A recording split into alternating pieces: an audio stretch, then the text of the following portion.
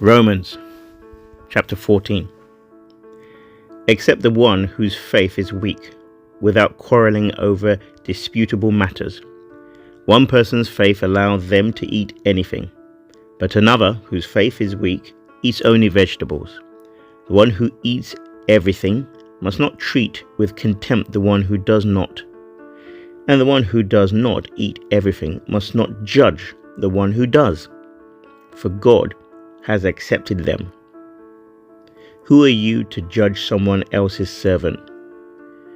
To their own master servants stand or fall, and they will stand, for the Lord is able to make them stand. One person considers one day more sacred than another.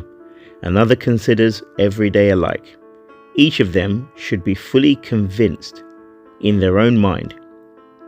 Whoever regards one day as special does so to the Lord. Whoever eats meat does so to the Lord, for they give thanks to God, and whoever abstains does so to the Lord, and gives thanks to God. For none of us lives for ourselves alone, and none of us dies for ourselves alone. If we live for the Lord, and if we die for the Lord.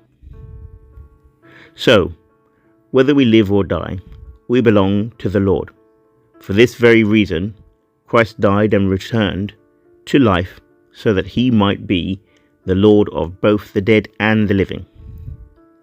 You then, why do you judge your brother or sister? Or why do you treat them with contempt? For we will all stand before God's judgment seat. It is written, "As surely as I live, says the Lord, every knee will bow before me, every tongue will acknowledge God." So then each of us will give an account of ourselves to God. Therefore, let us stop passing judgment on one another. Instead, make up your mind not to put any stumbling block or obstacle in the way of a brother or sister. I am convinced, being fully persuaded in the Lord Jesus, that nothing is unclean in itself.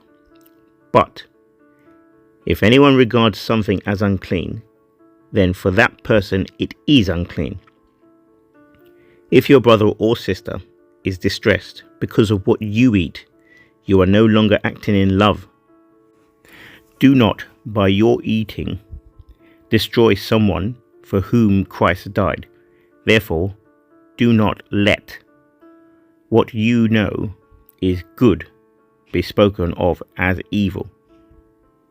For the kingdom of God is not a matter of eating and drinking, but of righteousness, peace, and joy in the Holy Spirit.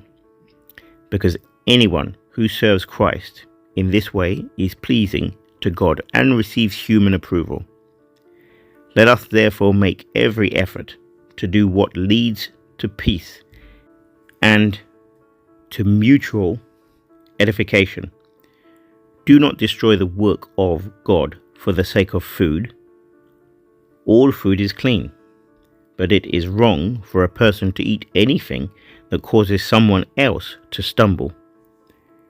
It is better not to eat meat or drink wine or do anything else that will cause your brother or sister to fall.